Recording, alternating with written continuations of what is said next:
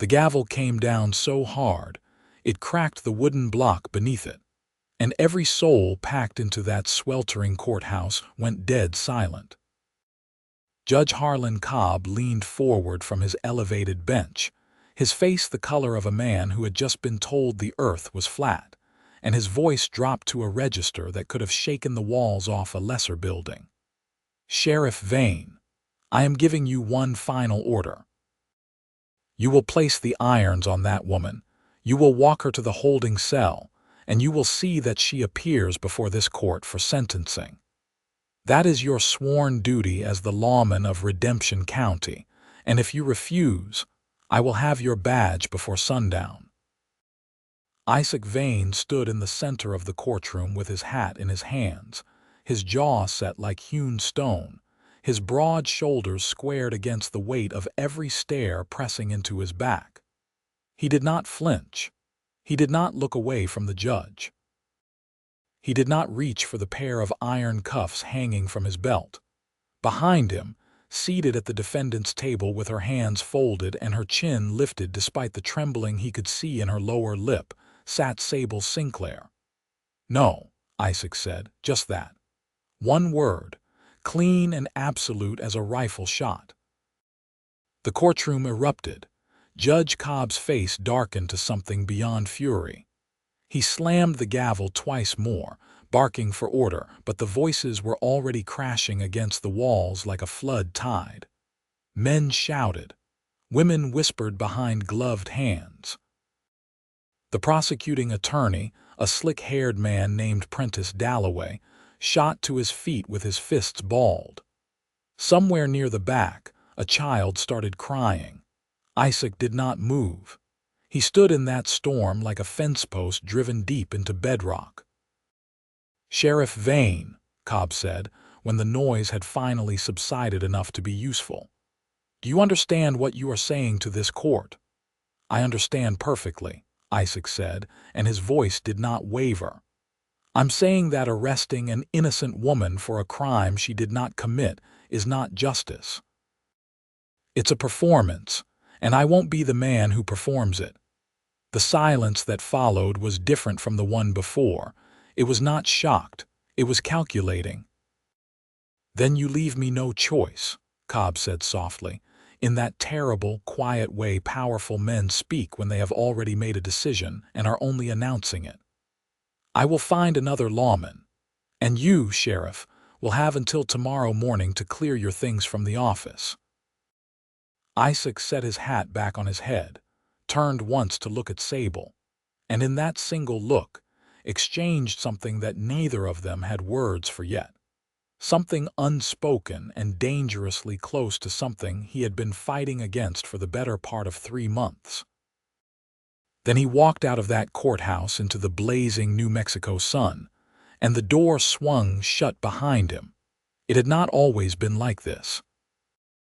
3 months earlier, on a dust-choked Tuesday in the middle of August in 1883, Isaac Vane had been doing exactly what he was supposed to be doing, which was sitting in the sheriff's office in the town of Carver's Bluff, drinking coffee that tasted like it had been brewed in a boot, and working his way through a stack of wanted notices that the circuit marshal had dropped off the previous Friday. Carver's Bluff was not a large town. It had a main street, a livery stable, a general store, a saloon called the Dusty Crown, a small church, a post office, a telegraph office, and roughly 300 souls, most of them trying to build something permanent out of terrain that seemed philosophically opposed to permanence. New Mexico Territory in the summer of 1883 was a place of extremes: heat that blistered paint off buildings, thunderstorms that could turn a dry arroyo into a wall of brown water in 20 minutes, and a particular quality of light in the late afternoon that turned everything the color of hammered copper. Isaac had been sheriff of Redemption County for 4 years. He was 31 years old, 6 feet and 2 inches tall, lean without being spare, with dark hair that was getting a little long at the collar and gray eyes that people described in various ways depending on whether they liked him, such as steady and calm, or whether they did not, such as cold and unreadable. He had a reputation for fairness that was well-earned and hard-won, and a reputation for stubbornness that was, if anything, understated. He had grown up in the territory, the son of a cattle rancher who had homesteaded on the eastern grasslands and spent his whole life trying to coax a living out of land that was beautiful and brutal in equal measure. His father had died of a fever when Isaac was 22, and Isaac had taken the badge partly because someone had needed to and partly because he had discovered, in himself, a deep and genuine conviction that order could be made from chaos if a man was willing to pay the price for it. He was not a man who fell easily into anything, not friendship, not trust, and certainly not love. He had been engaged once, years before, to a woman named Clara who had eventually married a land surveyor from Santa Fe, and he had been more relieved than heartbroken, which told him something about himself that he had spent a fair amount of time since then trying to make sense of. The morning that Sable Sinclair rode into Carver's Bluff, he almost missed her entirely. He had walked out of the office to stretch his legs and get a better look at the sky, which was doing something theatrical with its clouds over the western range, and he saw her coming down the main street on a bay mare that was clearly more tired than its rider. The woman sat straight in the saddle with the kind of posture that comes not from pride but from habit, from years of practice, from a life lived upright against difficulty. She was wearing a plain traveling dress the color of dried sage, and her dark hair was pinned up but falling loose at the temples from the road. And even from 20 yards, Isaac could see the dust on her clothes and the careful way she was scanning the street, not like a tourist taking in the scenery, but like someone who was looking for something specific and was not entirely sure she wanted to find it. She pulled up in front of the general store and dismounted with practiced ease, and Isaac went back inside because it was none of his business and he had wanted notices to read. He found out later, in pieces, who she was. Her name was Sable Sinclair. She was 27 years old, and she had come to Carver's Bluff from a town called Haskell, 3 days' ride to the southeast, where she had been working as a schoolteacher for 2 years. She had a brother named Thomas Sinclair, who had a homestead claim about 12 miles outside of Carver's Bluff, on a piece of land that sat along a creek called the Gila Branch, and she had come to spend a few months helping him get the fall harvest in before the rains came. Thomas Sinclair, Isaac knew, not well but enough. He was a quiet, hard-working man in his middle 30s who had gotten his claim 2 years prior and was doing reasonably well on it, the way a man who is careful and patient and does not drink too much can sometimes, against all odds, do reasonably well in the territory. Thomas had a wife named Alma and 2 young children, a boy named Illy and a girl named May, and he came into town every couple of weeks for supplies and mail. He was not the kind of man who made enemies, which was what made what happened next both surprising and, in retrospect, entirely predictable. Because the land that Thomas Sinclair's homestead sat on was land that a cattle rancher named DeLand Marsh had been trying to absorb into his range for the better part of 18 months. DeLand Marsh was the kind of man who existed in the territory in 1883 with a particular and toxic frequency. He was not, technically, a lawbreaker. He had money and influence and a lawyer named Prentice Dalloway who was very good at finding the spaces between laws and making them large enough to drive a herd of cattle through. He owned 3,000 acres of grazing land to the north and east of Carver's Bluff, and he had a vision, the kind of vision that requires other people's land to achieve, of expanding that operation until it connected all the way to the rail line that was being built through the territory. The Sinclair homestead sat directly in the path of that vision. Marsh had started legally, with offers to buy that were technically offers, but felt more like the kind of invitation you get from someone who is standing very close to you with a knife on their belt. Thomas had refused. Then there had been a period of unpleasantness that Isaac had heard about secondhand: fences cut, cattle driven through the winter wheat, a well that had gone mysteriously dry. Still, Thomas had refused. Marsh was a patient man, but he was not a man who was accustomed to being refused indefinitely.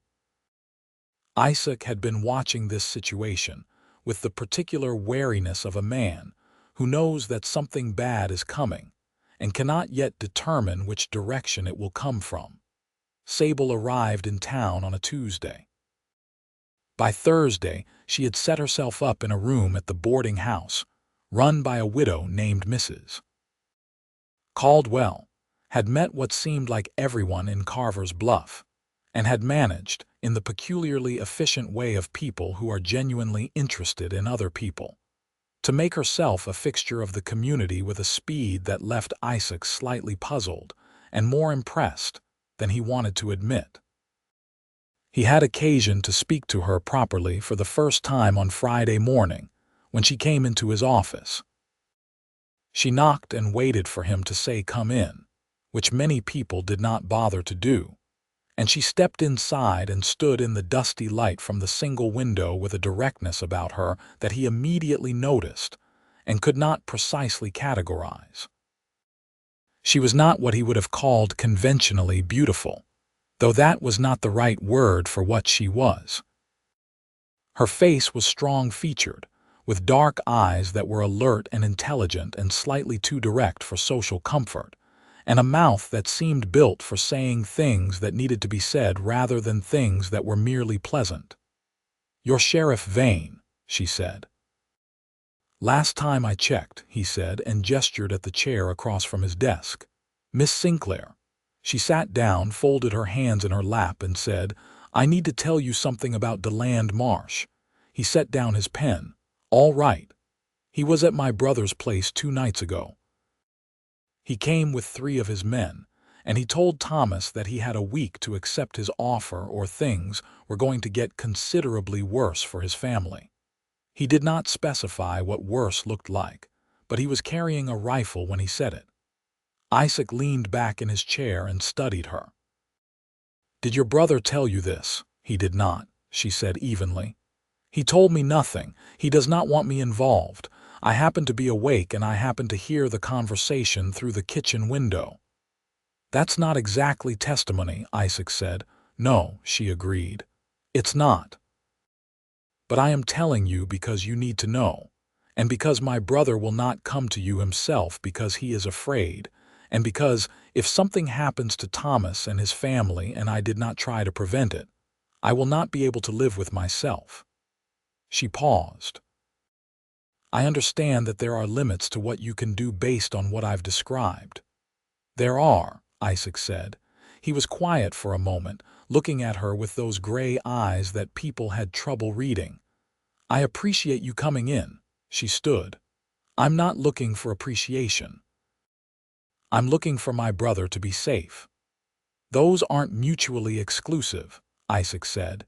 She looked at him for just a moment longer than was strictly necessary, and then she nodded and walked out.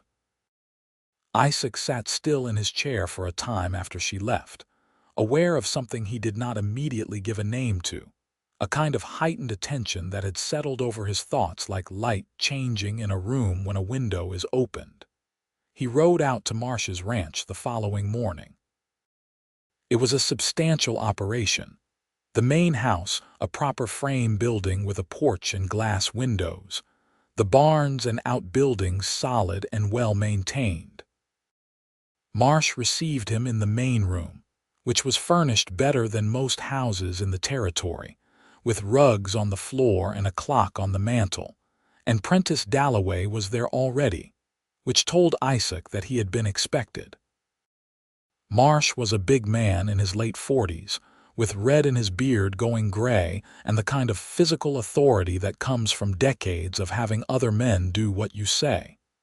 He was perfectly polite. He offered Isaac coffee. He said he had no idea what anyone might have heard, that he had simply been paying a neighborly visit to Mr. Sinclair to reiterate a standing purchase offer, and that any implication of threat was a misunderstanding at best and a slander at worst. Dalloway sat beside him and said nothing and smiled. Isaac drank his coffee, thanked Marsh for his time, and rode back to town knowing that he had accomplished nothing except demonstrating that he was paying attention, which was sometimes the only tool a lawman had in situations like this. What he had not anticipated, what no one had anticipated, was that the situation would shift from a slow squeeze to something catastrophic within a matter of 2 weeks. On a Friday night in the second week of September, a fire broke out in the barn at the Sinclair homestead. It was not an accidental fire. It started in 2 places simultaneously, which no accidental fire ever does, and it was set while Thomas was inside fighting it. And only the arrival of 2 neighboring homesteaders who had seen the glow on the horizon prevented what might have been the death of a man and the destruction of everything his family had built. The family survived. The barn did not. Thomas Sinclair still would not make a formal complaint. He would not name Marsh. He would not let Sable name Marsh. He sat in his smoke-smelling kitchen and told Isaac that he had no evidence, and that accusing a powerful man without evidence was a fast way to end up worse off than he already was, and that he had his children to think about. Isaac had no arrest to make, but the fire changed Sable. It was not that she became reckless. That was not the word for it. She became determined in the specific and dangerous way of a person who has decided that there is a line she will not allow to be crossed without a response, and that the line has now been crossed. She started asking questions around town. She started spending time in the county land office, reading through property records. She wrote letters. She was doing exactly what any reasonable person who believed in justice might do. And Isaac watched it happening with a growing sense of something he could not stop and was not sure he wanted to. It was during this time that he found himself making reasons to be nearby, without quite acknowledging that he was doing so. There was the morning he happened to be in the general store when she was buying supplies to send out to Thomas's place, and he ended up helping her load the wagon because she had more boxes than she had hands. There was the evening he was walking past Mrs. Caldwell's boarding house just as she was sitting on the front porch with a letter in her hands and a look on her face that made him slow his steps without meaning to. "Bad news?" he asked. She looked up. In the late light, her face had that copper quality he associated with the territory sky.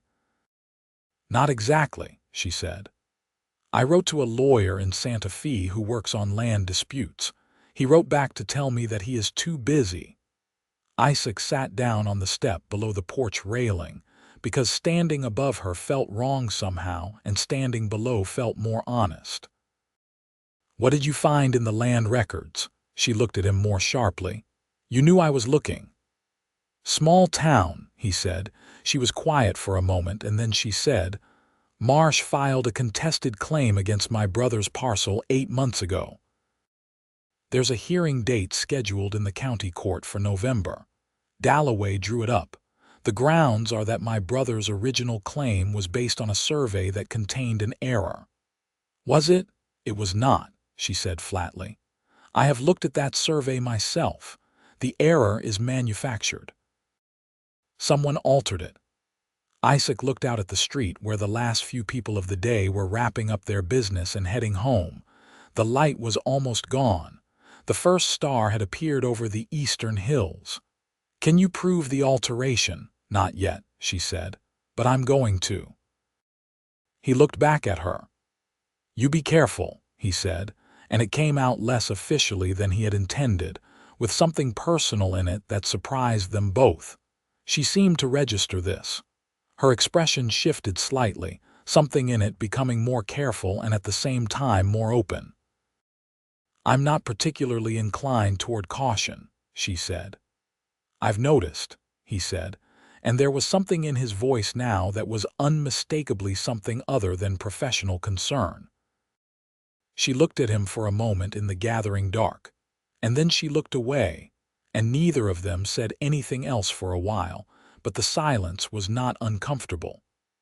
It was, in fact, the most comfortable silence Isaac had sat in for as long as he could remember. He walked home that night aware that he was in the early stages of something he had not chosen, and was not sure he knew how to manage. The weeks that followed had a quality of suspended tension to them, the way the air feels before a big storm, electric and expectant. The day-to-day rhythms of Carver's Bluff continued around them. Supply wagons and cattle drives and the slow construction of a new livery stable on the south end of Main Street. But underneath it all was the awareness of what was building. Isaac found himself talking with Sable with increasing regularity. Sometimes it was about Thomas's situation. Sometimes it was about what she had found in her research. But increasingly it was about other things. The kind of conversation that happens when two people have stopped pretending they are talking about business and have started actually talking to each other. She told him about her work as a schoolteacher, about the children she had taught in Haskell, about one boy in particular who had learned to read at age 11 and had cried when she gave him his first book to keep because no one had ever given him something to keep before. She told him about growing up in the territory, about a childhood that had been harder and poorer than Thomas's current life, but that had also been, she said with the kind of honesty that does not flinch, occasionally remarkable. He told her about his father's ranch. He told her about the particular feeling of riding out over grassland in the early morning, before anyone else was up, when the world was still, and the light was new, and you were the only thing in it that was not entirely at peace. He had never told anyone that before. He was not sure why he told her, but the words came out naturally, and she listened with her whole attention the way she did, and when he was finished, she did not say anything clever or dismissive. She just said, "That sounds like something worth holding on to." It was in late September, on an evening of remarkable clarity, that they were walking back from the telegraph office where she had been sending a message to a land surveyor in Albuquerque, and he said, without planning it, "I'd like to take you to dinner." Not as the sheriff. As a man who would like to take you to dinner. She stopped walking. He stopped walking. The street was nearly empty. The stars were enormous over the wide New Mexico sky. "Is that a good idea?" she said, and her voice was not discouraging. It was honest. "Probably not," he said. "But I find I'm asking anyway." She looked at him for a long moment with that direct, dark gaze that had been unsettling him for weeks. "All right," she said. "Yes." It was a different thing after that. Not dramatic, not sudden, but different the way a room is different when a door has been opened. The same room but with new air moving through it. They had dinner at a small establishment on the far end of Main Street, run by a Mexican family who had been in the territory since before the Americans came, and who cooked with a generosity that made you feel, briefly, that the world was not going to be so difficult after all. They ate and talked for 2 hours, and he walked her back to Mrs. Caldwell's, and on the porch step, he reached out and took her hand in his and held it for a moment, her fingers warm against his palm, and she looked up at him in the lamplight with something in her expression that was not quite surprise and not quite certainty, but was something beautiful between the two. "Good night, Sheriff," she said. "Good night, Miss Sinclair," he said and smiled, and she smiled back, and he walked home feeling like something in him that had been still for a very long time had started moving again. He did not know yet what it would cost them. The first week of October brought change in the air, the smell of autumn coming down from the mountains, the light going golden and slant, and with it came the escalation that Isaac had known was coming. Marsh filed an additional complaint with the county court, claiming that Thomas Sinclair's homestead was encroaching on existing open range, a claim that was both absurd and precisely timed to coincide with the approaching November hearing. Dalloway was running the play from a prepared script, layering accusation on top of accusation, knowing that each one required a response, and that responses cost money and time that Thomas Sinclair did not have in abundance. Sable came to Isaac's office with what she had found. She spread the documents across his desk with the focus of someone who has been working toward a specific conclusion and has finally arrived at it. "Look at this," she said, setting a copy of the original survey beside a later version. "This line here, this boundary marker for the northern edge of the parcel. In the original, it reads 40 chains and 20 links. In the version Dalloway filed, it reads 30 chains and 20 links. 10 chains of difference. That moves the boundary line by over 600 feet. Isaac bent over the documents.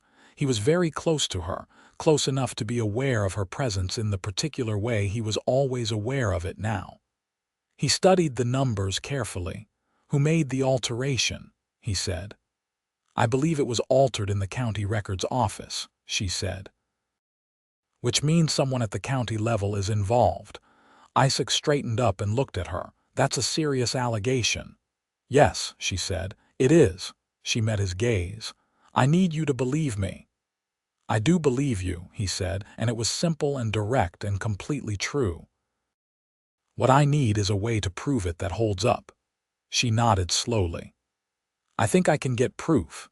The original surveyor, a man named Calloway, he retired to a town called Pinyon Ridge about 40 miles south of here. If he still has his original field notes, the discrepancy will be in plain arithmetic." "I'll ride down and see him," Isaac said. "I want to come with you," she said immediately. He looked at her. He knew that saying no would be the sensible thing.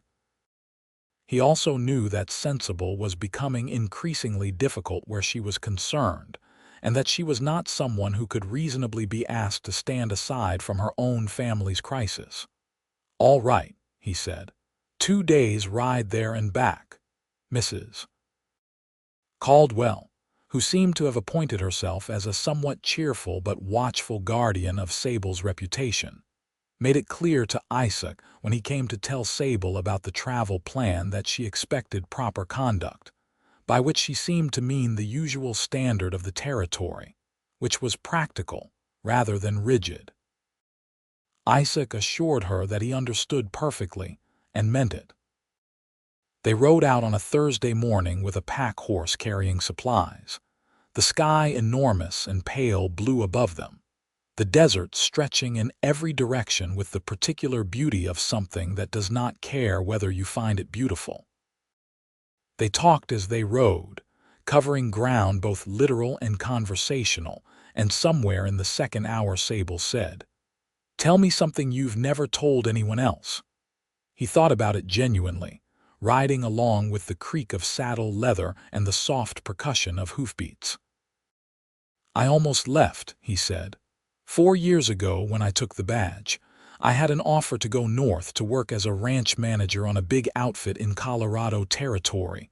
Good money, good work, different life entirely." He paused. "I turned it down because I knew this place needed someone who cared about it more than was perhaps strictly rational. I've never told anyone that because it sounds like I'm asking for credit for something that might just have been stubbornness." She was quiet for a moment. "I don't think it sounds like that," she said. "I think it sounds like you understood something about yourself, that you're the kind of man who stays." He looked at her sideways. "Is that a good thing?" "It's a rare thing," she said. In my experience, and then more quietly, and yes, it's a good thing. They made camp that night at a creek crossing that was fed by a spring, with cottonwood trees that still had most of their leaves, gold and rustling in the evening wind. He built a fire, and she made coffee in the small pot she had packed, and they sat on opposite sides of the fire with the desert dark around them and the stars performing their usual extravagance overhead. "Can I ask you something?" she said. "You can ask me anything," he said, and meant it. "Why are you helping me? Really? Not the official reason. You could have told me this morning that you'd handle it, that I should go back to Mrs. Caldwell's and let the law do its work." He looked into the fire for a moment. Then he looked at her. In the firelight, her face was very clear to him, and he was aware of how much space she had come to occupy in his thinking, in his daily consciousness, in the particular geography of his attention. "Because it matters," he said. "Because justice matters, and because your brother and his family matter. And because," he stopped and then continued, "because he was not a man who could be anything other than direct when it actually counted, because you matter. To me. More than I was expecting." She looked at him across the fire, and the thing that had been building between them over weeks was right there, present and unmistakable, in the light and the dark and the sound of the creek. "Isaac," she said, and it was the first time she had used his name without the sheriff, and it sounded different, smaller and larger at the same time. "I know," he said. "I know the timing is terrible." "The timing is catastrophically terrible," she agreed, with a slight smile that made something ache in his chest. "I think I'd like to deal with the timing anyway," he said, "if you're willing." She was quiet for what felt like a long time. Then she said, "I've been trying very hard not to let this happen." "Because of the situation," he said. "Because of the situation," she agreed. "And because I don't do anything halfway, and I knew if I let this start I wouldn't be able to keep it small and manageable." She looked at him steadily. "I don't think I can keep it small and manageable." "I don't want you to," he said. She stood up from her side of the fire and walked around it, and he stood to meet her, and she looked up at him in the firelight for a moment, searching his face with that direct gaze of hers. And then he reached up and brushed a strand of hair back from her cheek, slowly, carefully, the way you might handle something that matters. She closed her eyes briefly, and when she opened them again, there was something in them that was neither careful nor guarded but entirely open. He kissed her once, gently, and she kissed him back with a warmth that made him feel, for the first time in a very long time, that the world was exactly the right size. They found Calloway in Pinyon Ridge the following afternoon, an old man in his 70s who still had the precise and organized mind of a surveyor and who kept his field notebooks in a trunk under his bed, organized by year, every one of them.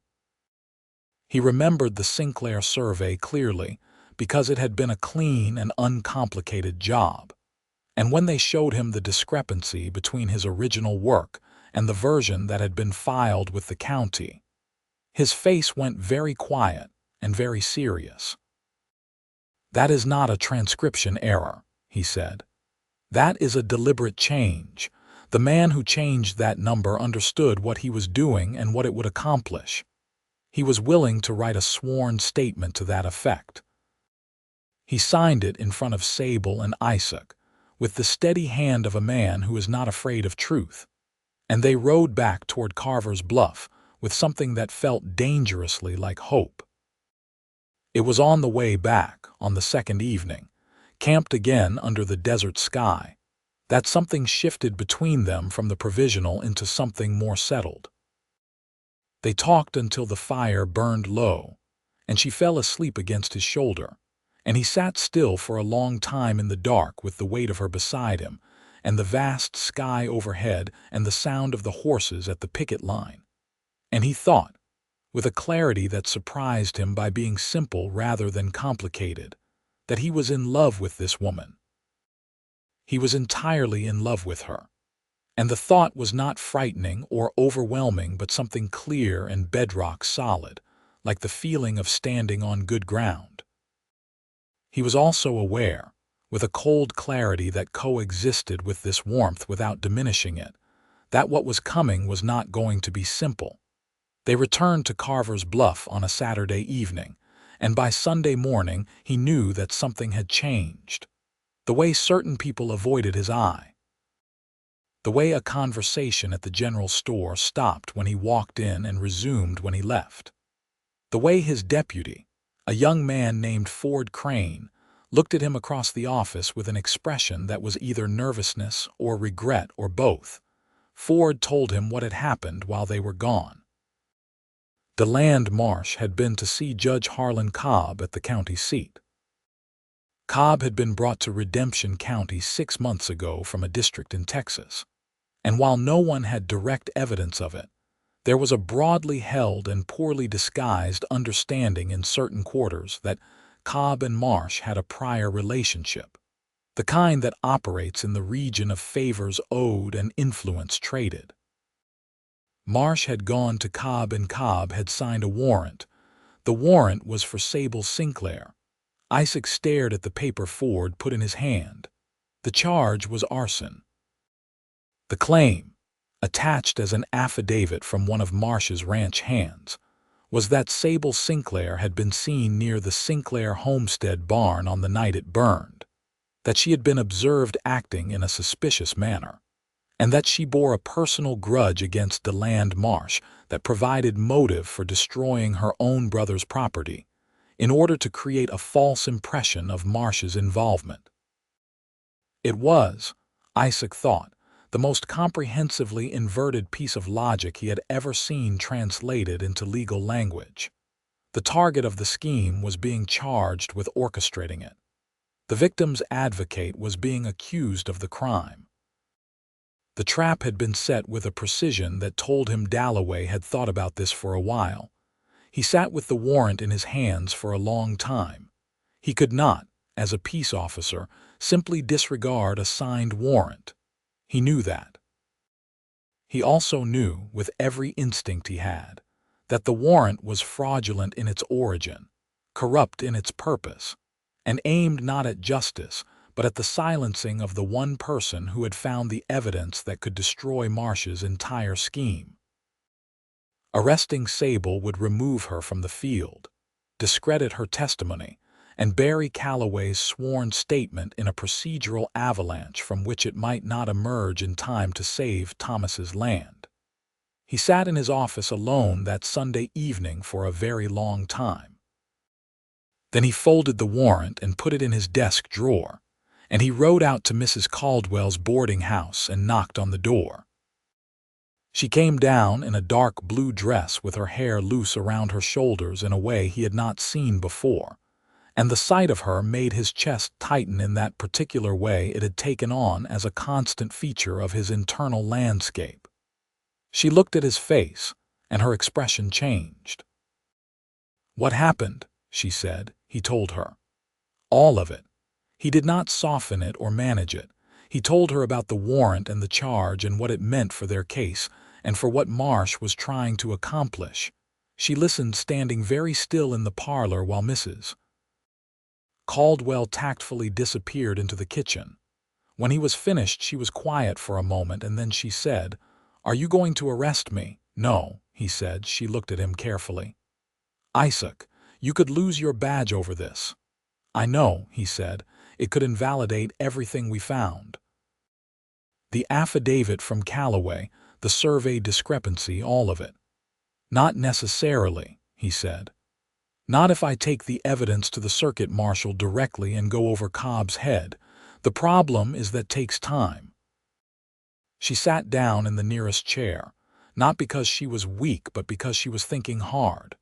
He had come to know the difference. Her hands were steady in her lap. "What do we need to do?" she said, and it was the plural, the we, that settled something in him that had not quite been settled yet. We need to file Calloway's statement with the Circuit Marshal's office in Albuquerque before Cobb can schedule any proceedings, he said. I've written it up. Ford will ride with it tomorrow at first light. He paused. And I need to not arrest you when Cobb calls me into that courtroom. She looked at him for a long moment. And after that, he said, we see what we're made of. She rose from the chair and came to where he was standing and looked up at him, and put her hand flat against his chest over his heart, and he covered it with his own hand, and they stood like that in the lamplight for a time that was long enough to mean something. Whatever happens, she said, I need you to know that I am grateful to you, not for the law part, for the everything else. The everything else, he said, is the only part that matters to me. She rose on her toes and kissed him, slowly and with an intensity that felt like it was carrying more than just the present moment, all of the weeks before, all the conversations and the firelight and the desert sky. And he held her in his arms in the warm lamplight of that parlor and knew with a certainty that was not bravado, but something quieter and stronger that whatever was coming he would not be facing it without her. Ford Crane rode for Albuquerque at first light Monday. On Tuesday, Judge Cobb sent a formal summons to Sheriff Isaac Vane requiring him to appear in the county courthouse with the defendant named in the warrant. Isaac appeared. He appeared without the defendant. And when Cobb asked him where she was, he said she was where he had last seen her, in Carver's Bluff, living freely, as a woman not yet proven guilty of anything deserved to do. That was when Cobb issued his ultimatum.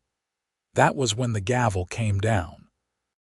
That was when Isaac stood in the center of that courtroom, in the stifling heat and the hostility and the noise, and said no, and told the judge, in language that was clear and unambiguous, and that half the county heard through the open windows, to find another lawman.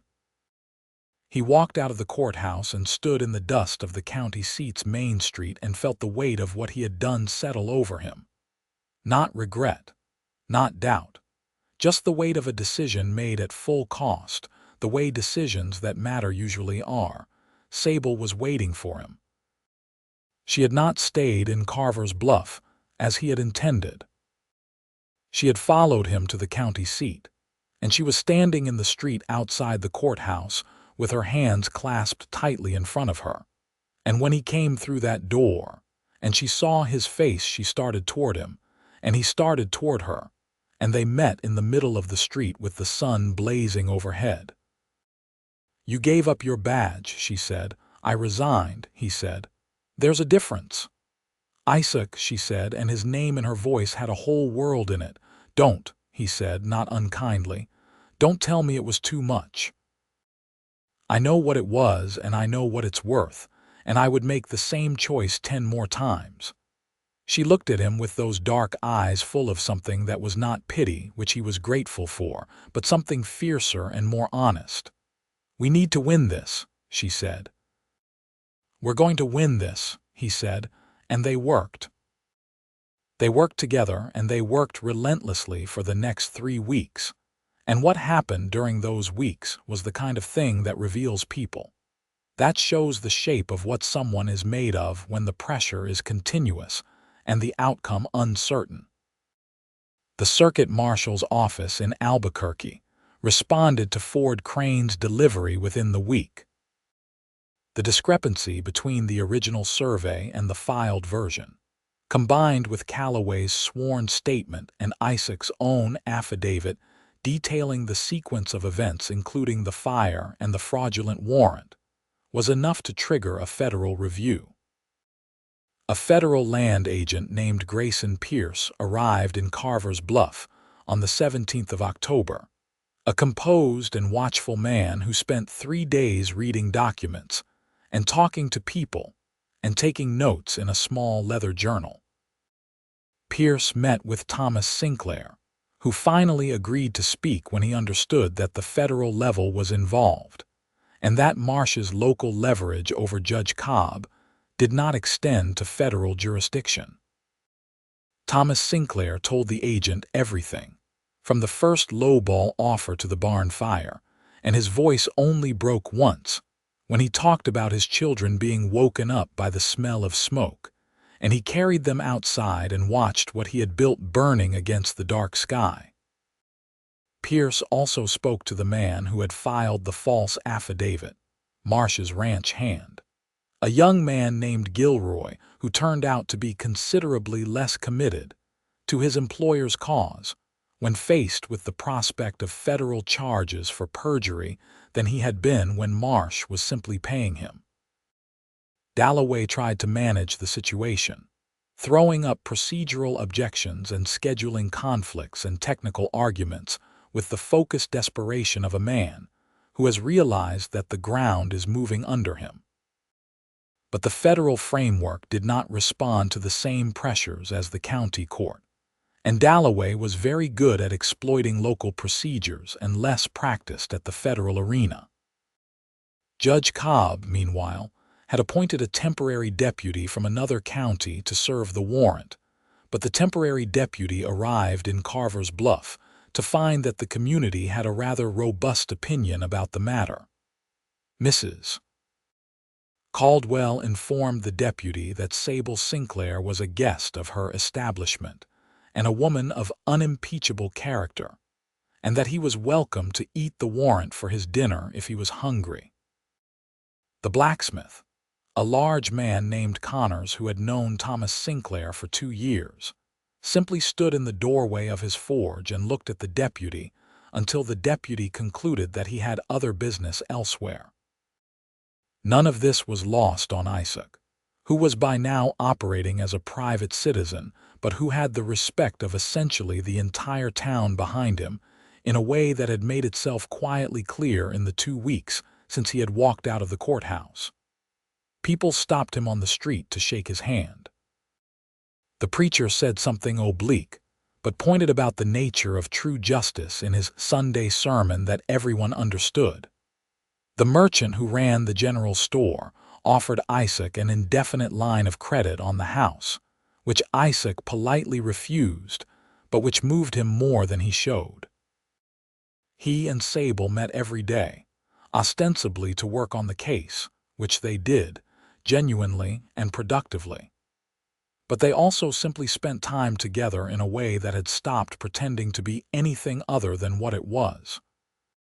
In the mornings, they worked at the large table in the front room of the boarding house, papers spread between them, Sable's handwriting in the margins of legal documents and Isaac's careful notes alongside. In the evenings they walked, the long, unhurried walks that had become their own kind of language. One evening in the last week of October, he took her out to the edge of town where the land opened up, and the lights of Carver's Bluff fell behind them, and the sky was the kind of deep, clear dark that made you feel like you were standing at the bottom of a very good ocean. He told her something he had been keeping, something that had been forming in him through all of this, through the warrant and the courthouse and the badge and the weeks of work and the nights under stars. "When this is done," he said, "I want to ask you something." She looked up at him. "What kind of something?" "The permanent kind," he said. She was quiet for a long moment, and he could see her face in the starlight, and it was very still and very open. "Isaac Vane," she said finally, "you had better be certain." "I have never been more certain of anything in my life," he said, and it was exactly true. She took a slow breath. "Then I will be here to be asked," she said, "when this is done." He reached over and took her hand and held it, and they stood together at the edge of the desert with the stars doing their extraordinary work above them, and neither of them said anything else, because nothing else needed to be said. The Federal Review concluded in the first week of November, one day before the scheduled county court hearing on the Sinclair land claim. Agent Pierce delivered his findings in writing to the Federal Circuit Court in Santa Fe, and simultaneously informed Judge Harlan Cobb that the contested claim filed by DeLand, Marsh, was based on fraudulently altered county records. that the warrant issued for Sable Sinclair was based on a perjured affidavit, and that Cobb himself would need to answer questions about his prior relationship with Marsh and the circumstances of his appointment to the Redemption County bench. Marsh's lawyers tried 3 different things in rapid succession. They filed an emergency injunction. They challenged the jurisdiction of the federal circuit. They attempted to have the Callaway statement excluded on grounds of age and reliability. Each attempt failed faster than the one before it, dismantled with the patient efficiency of a federal process that had been specifically designed to be resistant to local pressure. On the 9th of November, 1883, a federal judge in Santa Fe affirmed Thomas Sinclair's original claim in full, dismissed Marsh's contested filing, and referred the matter of the fraudulent survey alteration to a grand jury investigation. The warrant for Sable Sinclair was formally quashed. Judge Cobb was placed on suspension pending the investigation into his conduct. Dalloway resigned from his position and was last seen boarding an eastbound stage. When the telegram arrived at the Carver's Bluff telegraph office carrying this news, the operator, a laconic man who was not given to public displays, walked down Main Street himself to deliver it, which was not his usual practice and which drew enough attention that there was already a small crowd by the time he reached Mrs. Caldwell's boarding house. Sable read the telegram. She read it twice. Then she pressed it against her chest and closed her eyes, and when she opened them, they were bright. Isaac was standing on the porch beside her. He took the telegram and read it and felt something release in his chest that had been held tight for months. Thomas Sinclair's land was secure. His family was safe. The fraud had been exposed. The warrant was gone. "It's done," she said. "It's done," he agreed. It was Mrs. Caldwell, predictably, who broke the sentimental silence with a practical observation. "Well," she said to no one in particular, "someone had better see about dinner." There was a celebration that evening at the Dusty Crown, the kind of impromptu gathering that small towns produce when something genuinely good happens, and no one needs an engraved invitation. Thomas Sinclair came in from the homestead with Alma and the children, and Thomas shook Isaac's hand for a long time and said, with the compressed weight of a man who does not often make speeches, "I owe you more than I can say." And Isaac said, "You don't owe me anything. But you might thank your sister, who did not let this rest when she had every reason to." Thomas looked at Sable and said nothing for a moment, and then he said, "I know." And they embraced with the awkward intensity of siblings who love each other and are not always certain how to show it. The evening was full and warm and loud, and somewhere in the middle of it, in a brief quiet pocket near the back wall of the saloon, Isaac turned to Sable and said, "I believe I have something to ask you." She turned to look at him, and the noise of the room seemed to recede slightly, the way it does when your attention narrows to something that matters. "I was going to wait," he said, "until I had something more prepared. I was going to find the right moment with the right words in the right order." "And," she said, "and I find that I don't want to wait another hour," he said. "Sable Sinclair. I am not a man who uses a lot of words for things, but I want to use enough of them right now to say that I have never in my life met anyone who made me want to be more honest, more brave, more genuinely present than I am. What happened these past 3 months showed me not just who you are but who I want to be. I love you, and I would like very much to spend the rest of my life being the man who is lucky enough to call you his wife." She looked at him for a moment that felt complete and still. Then she said, "Yes. Isaac, yes." He took her hands in his, both of them, and held them in his, and they looked at each other in that loud and warm and oblivious room with the satisfaction of 2 people who have found the thing they did not know they were looking for and have arrived at it intact. The wedding was in the spring, April of 1884, when the territory was putting its best argument forward and the desert was briefly, extravagantly green. It was held in the small church in Carver's Bluff, and the preacher who had made his oblique remarks about justice in October was delighted to perform the ceremony. And most of the town turned out because small towns turn out for weddings the way they turn out for any event that affirms that life continues, and sometimes turns out well. Thomas walked Sable down the aisle and was visibly doing his best not to cry. And Alma was not doing her best and was openly crying. And the children, Illy and May, were each holding a bunch of wildflowers that May had picked that morning, and were conducting their own private sidebar about something that neither of them would explain when asked.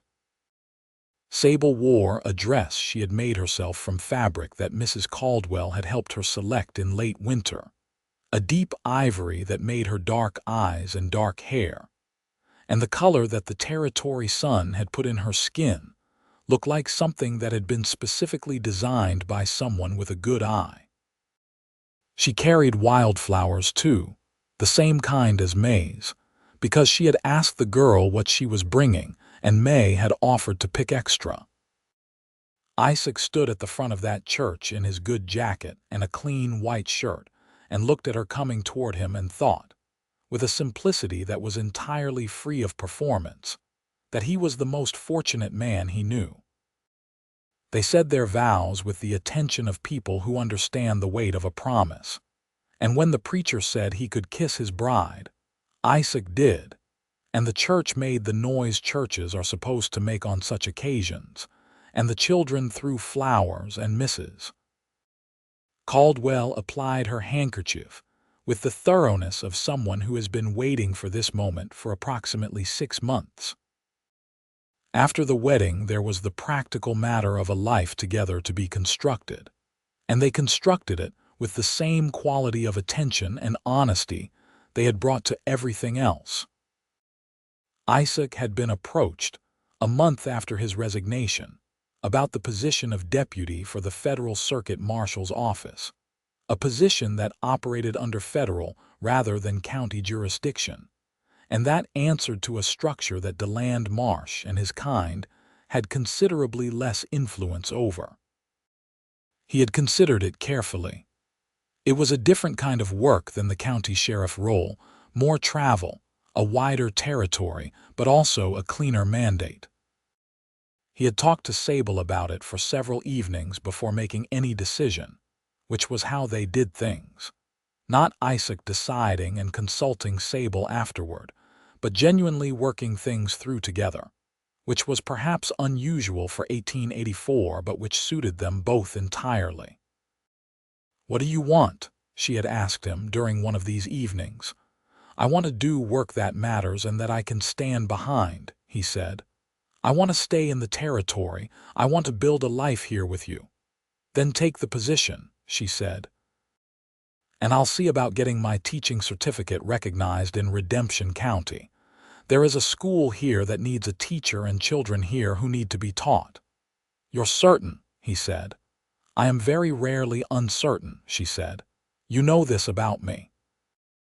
He laughed, a full real laugh, because he did know this about her, and because her certainty was one of the things about her that he most loved. "All right," he said. "We stay. We build."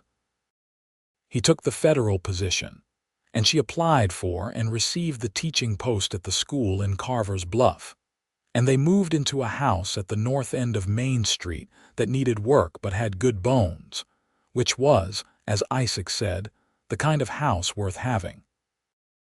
DeLand Marsh's fate was less dramatic than his crimes might have warranted, but more satisfying than no consequence at all. The grand jury investigation into the fraudulent survey alteration resulted in charges against the county records clerk who had made the alteration, a man named Betts who had been paid handsomely by Marsh. Marsh himself managed to avoid direct criminal charges with the help of lawyers who were, as it turned out, even better than Dalloway. But the investigation and the attendant publicity destroyed his relationships with the railroad investors he had been courting and with the banks that had been financing his expansion. By the end of 1884, he was negotiating the sale of most of his land to cover his debts, and by 1885, he had left the territory entirely. His great vision of connected range land all the way to the rail line was never realized. The Sinclair homestead on the Gila branch was still there, still operating, still growing. Thomas and Alma had a third child in the summer of 1884, another boy they named James, and Thomas told Isaac over a shared supper that he had finally started to feel like the land might actually keep, and the life might actually hold. Isaac had looked at him across the table and said, "It will," and meant it. The year following the wedding was one of the most contented years Isaac Vane had lived. He was aware of this in the specific way that happens to people who have been through difficulty and come out the other side with something real in their hands. The work was demanding and occasionally dangerous, riding the wider circuit of the federal territory, investigating land fraud and larger crimes that crossed county lines. But it was work he believed in and was good at, and coming home to Sable at the end of a hard week was something that grew better rather than worse with time, which he had been told was supposed to be the case by older married men whose advice he had previously been skeptical of, but was coming to understand. Sable taught school with an intensity of dedication that her students responded to with the complete devotion that children give to teachers who genuinely see them. She was not a soft teacher. She had standards and she held to them. But she was deeply and genuinely interested in every child in her classroom, in who they were and what they struggled with and what made them come alive.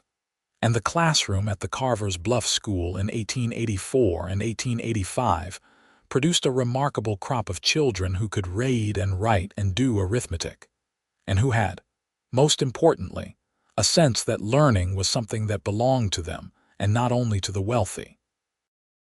There was one boy, a 10-year-old named Felix, whose family ran a small sheep operation east of town, who reminded her so powerfully of the boy in Haskell who had cried over his first book that she came home one evening and told Isaac about him with a brightness in her voice that was particular and recognizable.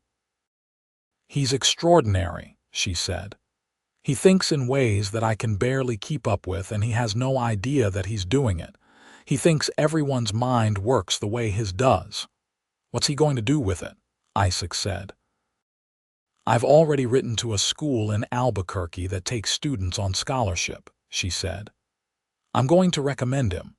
His parents will need to be convinced because they're going to miss having him for the work, but I think they can be convinced." Isaac looked at her across the supper table, at the animation in her face and the sureness of her intention, and felt the particular quality of love that comes when you see the person you love most doing the thing they were most made for. "He's lucky to have you," he said. "We're lucky to have each other," she said. And the "we" meant both her and Felix and also, clearly, herself and Isaac, which was the kind of double meaning she used sometimes that made him want to put his hand over hers on the table, which he did. In the spring of 1885, Sable told him she was expecting a baby. She told him on a Sunday morning when the territory was doing its April best, and the light through the kitchen window was clean and warm. She said it directly, because she was direct about everything, and she watched his face when she said it. His face, for just a moment, did something complicated and private and entirely visible to her.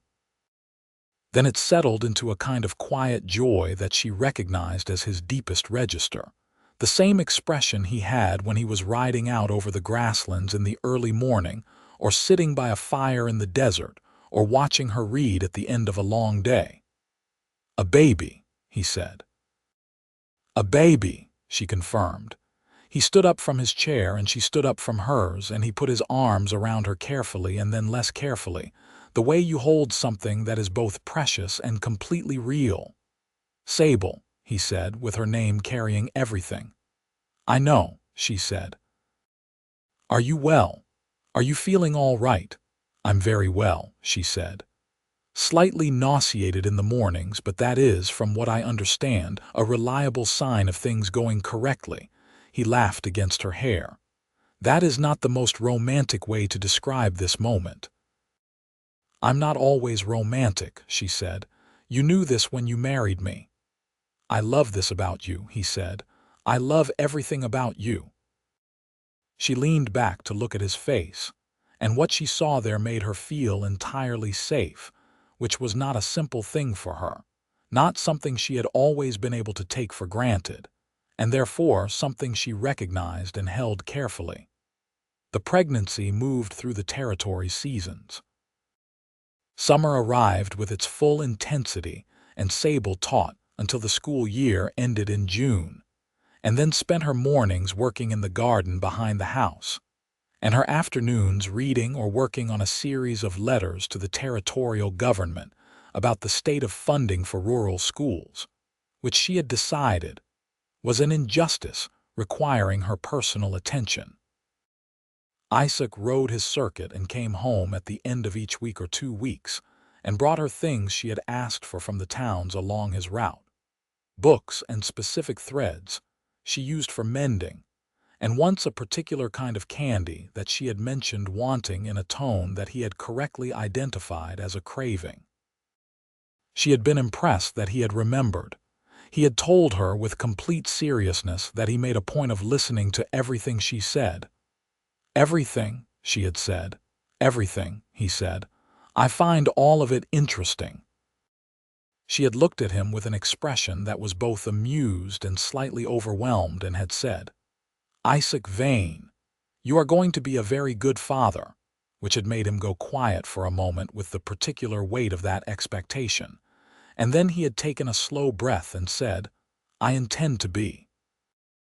The child arrived in October, which was fitting given that everything between them had first become real in October, in a particular quality of October light. It was a boy. He arrived in the early morning with the assistance of the doctor from Carver's Bluff and Mrs. Caldwell, who had attached herself to the occasion with the proprietary affection of someone who considered herself partially responsible for its existence. Isaac was allowed in after.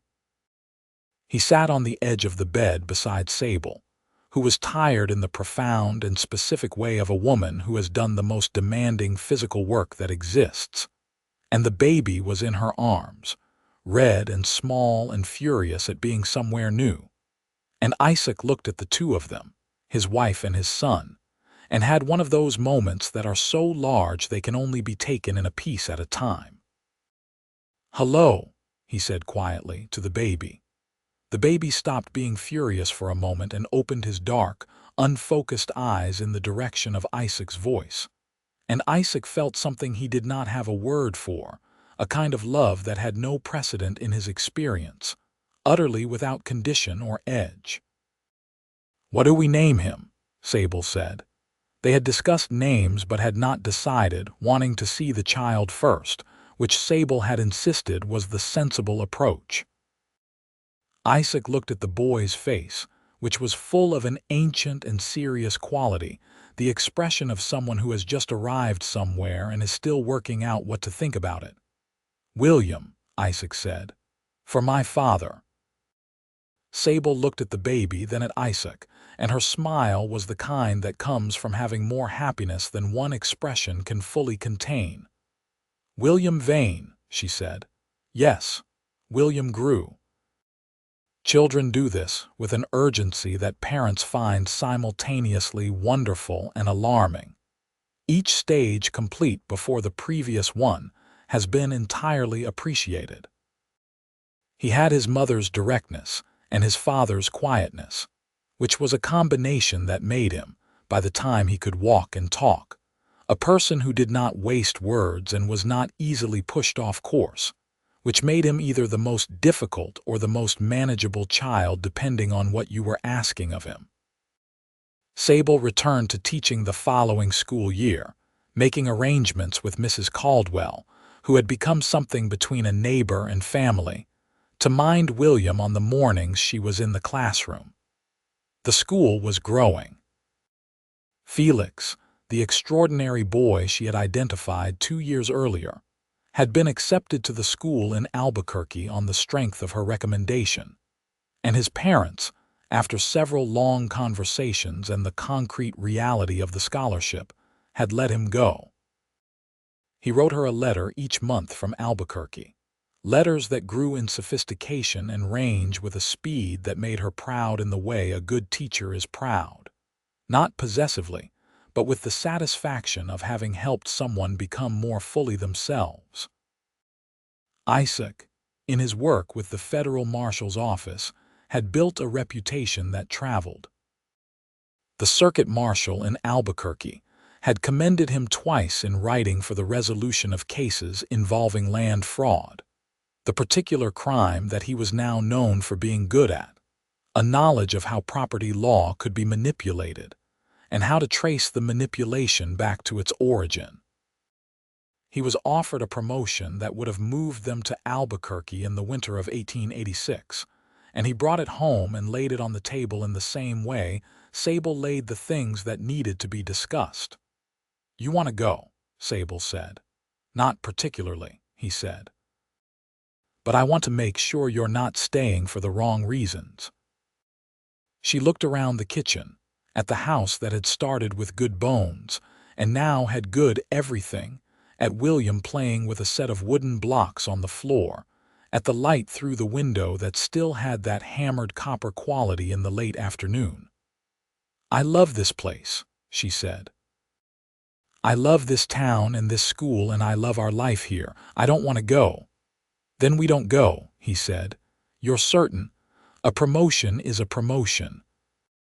"I am the man who stays," he said, and smiled at her, and she remembered immediately when she had said those words to him and why and what they meant. "The man who stays," she said. Yes, he declined the promotion, accepted a commendation and a modest salary increase instead, and they stayed. The following spring their second child arrived, a girl this time, born in March when the desert was just beginning to make its tentative green argument. They named her Clara, not for Isaac's former fiancée, but for the clear, good quality of the light on the morning she was born, which Sable had noticed through the window and said something about, and Isaac had said, "Clara then."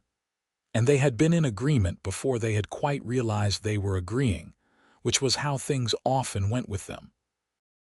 William, aged 2.5, received his sister with a mixture of intense curiosity and slight suspicion that eventually resolved into fierce protectiveness, which was the best possible outcome, and which everyone who knew him recognized as entirely in character. In the summer of 1887, with 2 children and a house full of books and a garden that had expanded significantly from its original plot, Isaac sat on the porch one evening watching the territory sky put on its usual extravagant performance, the clouds going pink and gold and then deep purple over the western mountains, and Sable came out and sat beside him with a cup of coffee and put her feet up on the porch, railing the way she did in the evenings. "I've been thinking," she said. "Tell me," he said. "About what we've built here," she said. "About whether it's what we wanted." "Is it?" he said, looking at her sideways. She looked out at the sky, at the colors moving over the mountains, at the lights coming on in the houses along the street. "It's more than I wanted," she said. "I didn't know how to want this much." He reached over and took her hand, which was on the armrest between their chairs, and held it in his the way he had from the beginning, with a simple and complete attention. "The first time I brought Thomas my concerns about Marsh," she said, "he told me that fighting a man like Marsh was like fighting a flood. You could not stop it, he said.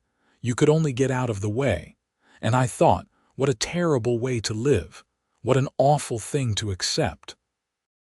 "You were right," he said. "We were right," she said. "All of us who wouldn't accept it." She squeezed his hand. "I think about Calloway, that old man in Pinyon Ridge with his notebooks, willing to sign his name to the truth at 70-something years old. I think about Ford riding to Albuquerque with those documents.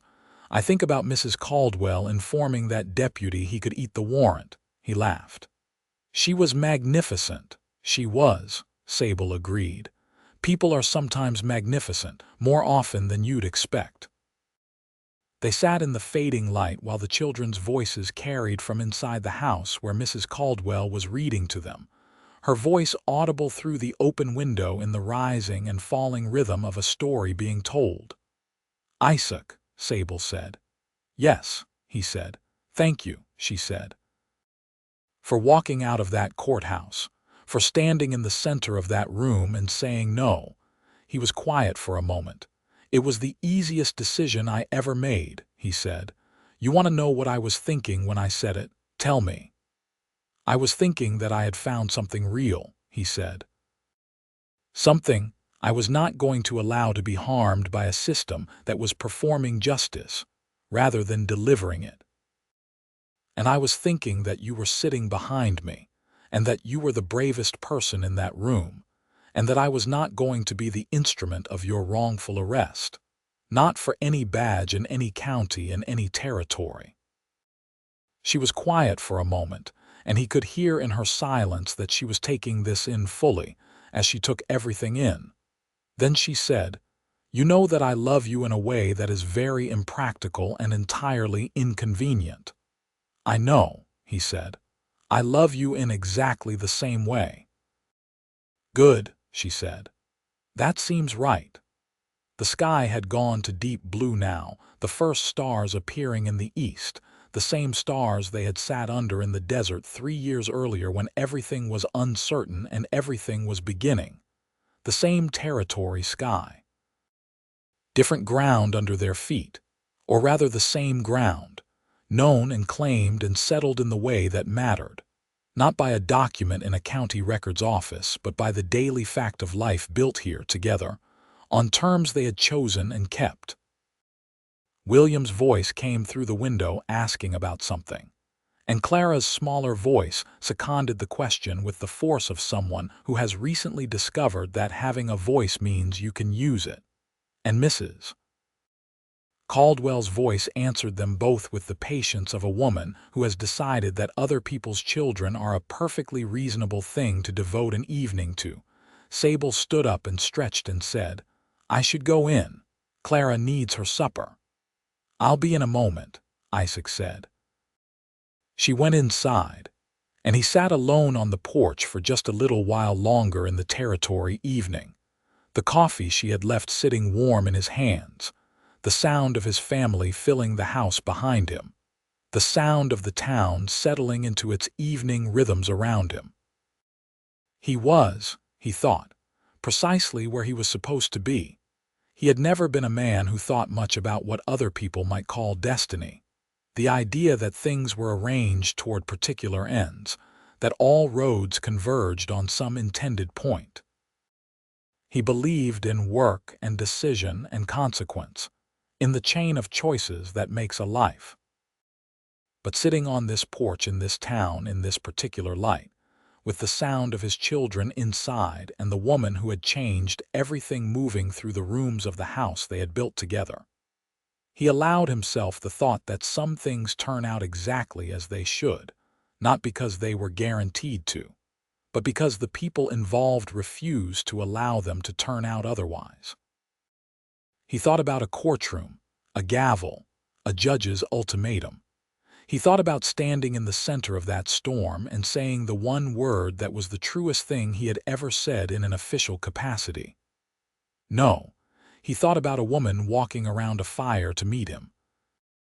He put down the coffee cup and went inside to his family, and the door closed behind him in the warm evening air of the territory in the autumn of 1887, in the little town of Carver's Bluff in New Mexico, where the sky was still enormous, and the light was still extraordinary, and the life that had been made there, against significant opposition and at genuine cost, and in the complete certainty of love, was good.